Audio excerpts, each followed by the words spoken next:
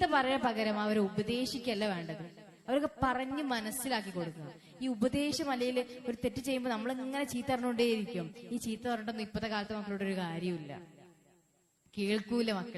മക്കളടുത്ത് എന്താ പറയേണ്ടി അറിയോ? അത് ചെയ്താൽ ഉണ്ടാവുന്ന പ്രശ്നങ്ങൾ എന്തൊക്കെയാണ് പ്രശ്നങ്ങൾ, ഇത് ചെയ്താൽ എന്തൊക്കെ നിന്റെ ഭാവിയിൽ പ്രശ്നങ്ങൾ ഉണ്ടാകും എന്നുള്ളത് പറഞ്ഞ് മനസ്സിലാക്കി കൊടുക്കുക. അവിടെ ഉപദേശിക്കല്ല വേണ്ടത്, ചീത്ത പറയല്ല വേണ്ടത്.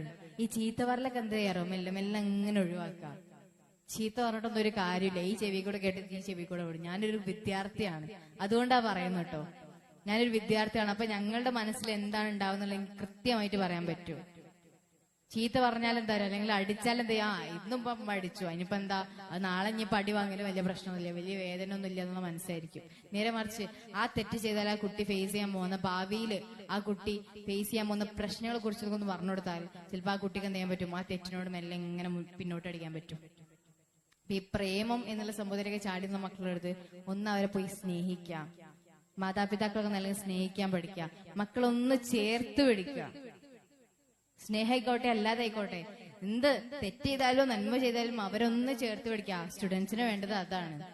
പ്രത്യേകിച്ച് ടീനേജ് സ്റ്റുഡൻസിന് വേണ്ടത് നിങ്ങളുടെ സ്നേഹം, നിങ്ങളുടെ കരുണ.